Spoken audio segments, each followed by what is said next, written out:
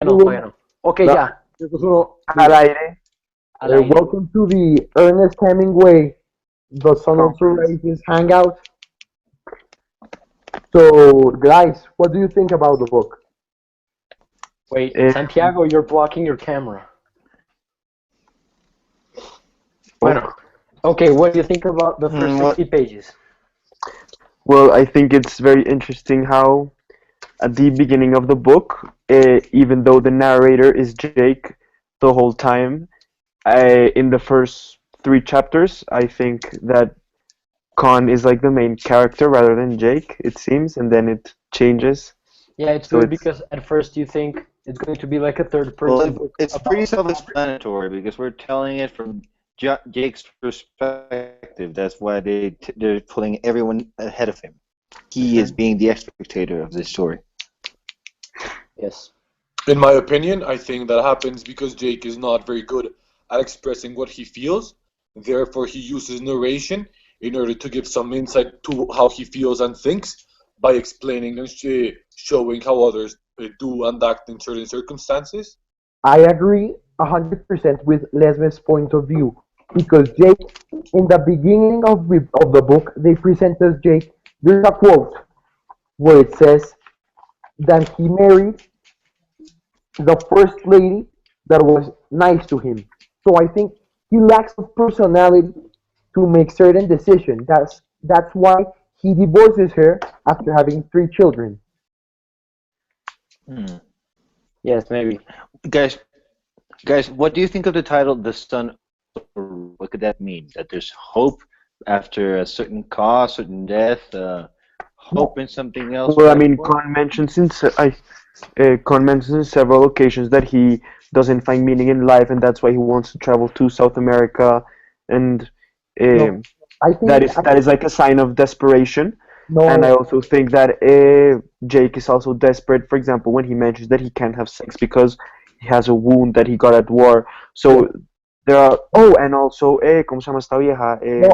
I agree Brett? with Cal. No, not Brett, sino la otra, Frances. Okay. Frances, because she wants to get married and she can't get married because Con doesn't want to marry her. I agree with Galvis, and So it's all they're all like in a desperate situation, so they want to como sí, como get out of that situation. I agree with Galvis at some extent because the book is called "The Sun Also Rises" because I think it's in a period that's after the Second World War that Hmm. was something devastating for Europe and for the whole world because 60 million people died. The wound that Jake has from the war is that he's impotent, so he cannot have Oh, you think? relationships because he cannot. His his genitals don't allow him. Yes, that makes But sense. But building also on what Alvarez and Rengifo pointed out about the title, I think that probably if the sun also rises means hope, that we will see it later on in the book, because until now I don't think we have found like a spot or a story where we see hope or that something good happens. Well, of And course, because we're just in the beginning of the book. O yes, sea, but for example, right now, relating to Hemingway's other works that we have read in the past, like A Farewell to Arms, I can see a connection on how love has a difficult time in finding itself. In A Farewell to Arms, we can see it at the end when the girl dies giving birth to the child. And in this mhm. book, we can see it in two occasions, in my opinion. In the part where Jake is unable to have a relationship with Brett because he's unable to have sex, and also the relationship Khan has with Frances, that she just leaves him as soon as like at a random point without like any real justification. So we can see that Hemingway's books oftentimes come to the same theme in which love is unable to like prosper and grow. I noticed Wouldn't something wouldn't in page 29 and also in page 31 when they're drinking in the bar and they and he says that the woman says that the taste of the drink is licorice. That's the same word they use in uh, in Hilsa's White Elephants in the short story we read about abortion. Is the same word the word the female character used to describe the Stein's drink she had. I think that's a connection between both works. A small connection, but it connects both works. Like I Yeah, that's read. true. And also talking about connecting the two works of Hemingway, in the start of chapter three, right when what's his name? Jake, just when he meets the girl, that like in the same way of the son also no as a farewell to arms, they just seem to like have a connection immediately, and even if they don't know each other, they just like have sex like in 2 pages. Hmm. Yeah. They kiss and they say I love you and I've always loved you and things like that. So I think it's very interesting to see how he treats like woman man relationships in the books. And I also noticed that in the That's a other kind of book, recurring in theme in some of Hemingway's works. For example, happening in Farewell to Arms, where he barely sees Catherine, where Harry falls in love with her. Then, no le digo for nada. example, Oh yeah. You There, can't hear? there's a part of the book that I think is really important. It's when the relationship is not from Jake, but from Robert, his tennis partner, and when he Hmm. goes on with the prostitute Georgette, and they go to the bar to meet with Jake, and he leaves and gives a 50 franc bill to, let's say, the guard. I didn't really understand that part. And he says, like, if he goes out with another guy, Because he was disgusted with the other guys. No, he was the guys that the woman the other woman arrived with. The ones that he mentions that he's disgusted. I don't remember what page it is, but he it's around uh, page 30. what? ¿Cuál? Look, I have it here. Who else now? Advice. Yes, but I know what you're saying, and I was also confused by that part because I wasn't really sure what was going on. It was here. Uh, Which page was it? It's around 30, right? Well, anyways, we can look for it later. I know it's before. It's Yes, let's around. move on. Yes, let's not look into the book for the whole 15 minutes. So Okay. basically, I would like to build upon the idea that was recently raised by Mateo and Alejandro about how Hemingway has this role for men and women in this book, and I would like to contrast that idea with the one we saw in A Farewell to Arms, because in the book we read before, we can see that the woman-men relationship is the one where the man has the power and the woman is dependent on it. Hmm. But in this book, The Sun Also Rises, I think those roles change, and in this case, we can see the woman being better than the man because she, if, for example, when Khan refuses to go to Strasbourg because Frances doesn't want to, and she would like be mad about it, it shows that Hmm. he clearly is like in the, if you can say, in the chain of command, like in the relationship, is under the girl, under Frances, and and he really like cares about what she thinks, and she's basically the one that has the final word. Yes, Hmm. but at the other like at the same time, I think that Khan also has control like implicitly because there's a part where Frances expresses her desperate situation, as I mentioned before, of wanting to get married, and then Khan doesn't want to. So like by not marrying her, Khan feeds her desperation. I don't know if Of that's course, clear and it enough. was like a Balvis, really vain relationship. can you expand on the last part you said of your intervention? Yes, so Khan expresses to Jake, no, not Khan, Frances, expresses to Jake that she is desperate because Khan doesn't want to marry her and she really wants to get married or else she won't be happy and blah blah blah. So while it is true that Frances is the dominant person in the relationship, uh, Khan somehow has also controls her like indirectly or implicitly because by not marrying her, como que la tiene ahí. I don't know if Like he takes control of the situation by ending sí, the como relationship. There's uh-huh. a quote I highlighted that says, "I can't stand it to think my life is going so fast, and I'm not really living it.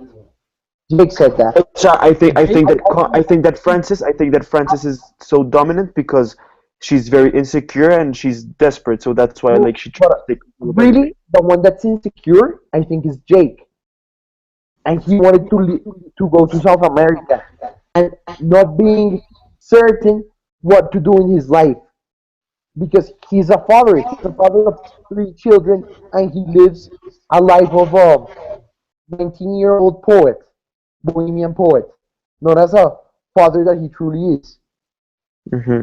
Of course, Jake is insecure. Like, first of all, relating to the part where he wants to go to South America, we can see that it's not just like that he is vain and that the story, he says that life is lacks of meaning, but we can also see it like in the conversations they have throughout the book. For example, discussing like the streets are clean or not.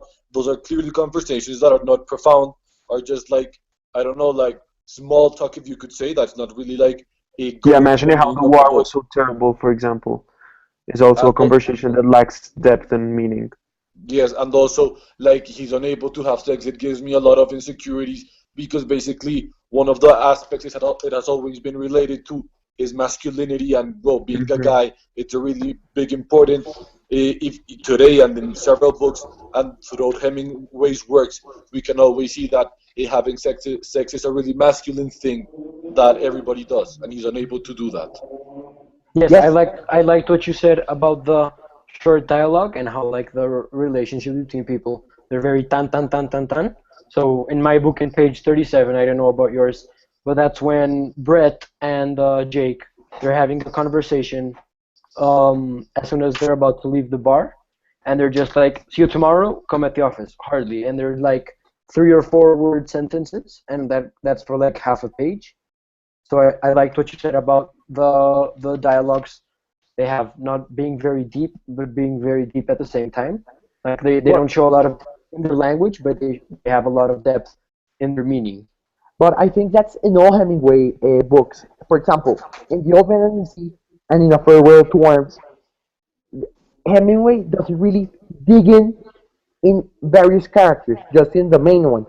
For example, Jake in The Sun Also Rises, the old man in The Old Man and the Sea, and I forgot the name of the main character in A Wait, Farewell what? to Arms. Um, Henry, Henry. Henry, Henry. Henry? Henry. Remember that Catherine in A Farewell to Arms is only a prop. I feel like the other Georgette and the other characters in The Sun Also Rises are also props just to push forward the personality and give importance to Jake. Yes, I agree. Hmm. Well, and to change topics, where do you think this book is going to go? Because in the back of my novel, it has like a short summary, and Hmm. I'm going to quote it for you and see what we can find out. So it says, the story follows the flamboyant Brett and the hapless Jake as they journey from the wild nightlife of 1920s Paris, to where we are now, to the brutal bullfighting rings of Spain with a motley group of expatriates. Expatriates? Yes, expatriates. So I think they're gonna somehow get really drunk and get really like partied, Hmm. and they're gonna somehow find their way across the continent in another place. I wonder if we'll ever get to see maybe a deeper part of Francis's life because now that you mentioned the summary on the back, my book also has like a tiny quote and it says, an absorbing, beautifully, tenderly absurd, heart-breaking narrative, a truly gripping story told in lean, hard, athletic prose. So, I mean, if it mentions heartbreaking, tenderly absurd, I wonder if maybe um, we'll get to see a deeper side of any of the woman characters in the book.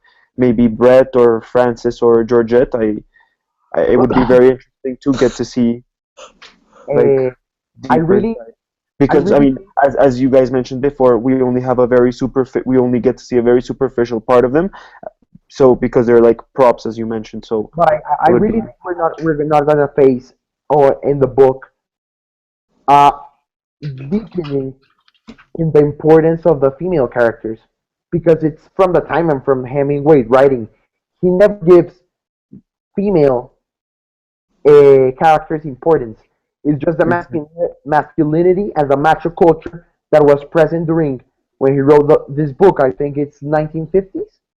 Yes, that's true. But you also have to remember that while it is true what you said about the female characters not having a lot of importance, not having a lot of significance in the story, we also have to recognize that female characters are very important to the male characters in the story. If there weren't any females, then the story couldn't happen because that's what male characters like work towards. They work towards women, and everything they do in the story, at least, is in some way related to satisfying the woman in their life. Here it's Brett, and in the past book it was Catherine. Criticism towards the necessity of men to be with women, to please them, to be the people that they want to the people But they if want you to think please. if you think Yeah. about it, it also goes the other way around because Hemingway I think also expresses the stereotype that women also need a man. It's not just men needing a woman. It's a mutual You see it relationship. through Francis' desperation for not being able to get married and not having a man that will make her happy and not having a man that will support her financially. So it's also like I mean I agree with you, but I also think it goes the other way around as well. Como- But also building upon the what we were discussing, that's the what we will see later on in the book. We're referring back to the title. I'm probably hoping with what Mateo said about going to Spain and well, to another part, that probably will see maybe a different story take place. And even though it may not be about love or something like that, we can still find vain relationships and really shallow feelings. But it probably will see that the characters will find maybe something that makes them thrive and enjoy life that we haven't seen present in the book until now. Well, to finish this hangout, I would like to ask you all for a question. If you can define The Sun Also Rises, the 60 pages we've read, in just one word, what will you say? Hopeless. Presencia y plata. No, no, I don't know. I'd say more like hopeless. No, I don't think it's hopeless. No, hopeless. I believe hopeless is the Why? word. Uncertain. Capo. AP little vocab. And Ahí do, sí, con su boca y todo, así todo muy, muy. do you guys think it's going to be a better novel than the last two we've read? So far I've enjoyed it a lot more Yeah, because totally. in the past books the story was a lot slower and It's very. and The was last two little stories were very monotonous. Well, counting out The Old Man and the Sea. I Farewell like to how Arms was very monotonous because of the here we dialogue. get to see different places, like New yeah. York, uh, Milan, California. California, Paris, Paris, and now Cuba. Spain. So I think it's an interesting thing because in Farewell to Arms, it was just in Italy, basically. I mean, No. Farewell to Arms happens in Austria, Switzerland. most of it happens in Italy. It happened in many places throughout the war. Yes, no. I think that the most diversely located book is Farewell to Arms, rather than this one No, or the Sea. no, because here you get to travel against continents. Like you're in America, you're in Europe. There, it's like Austria, Switzerland, and Italy. They're all they're all like close together. It's very. No, but Luis, it's really no, it's not the description, but the description of the The places. point is, we'll see more movement along this book, even though the other also took place in several countries. But Yeah. it was really big. Thank The part that he's Here in we Latin America was only like 5 pages. Instead, we know the change of personality that happens in a farewell to arms due to the location he is. It's different when he's in the front than when he's in Milan, than when he's in Austria. But don't you think it's rather because of the circumstance rather than the place? But Because he's in the hospital in Austria, he's like fighting. the location It's true.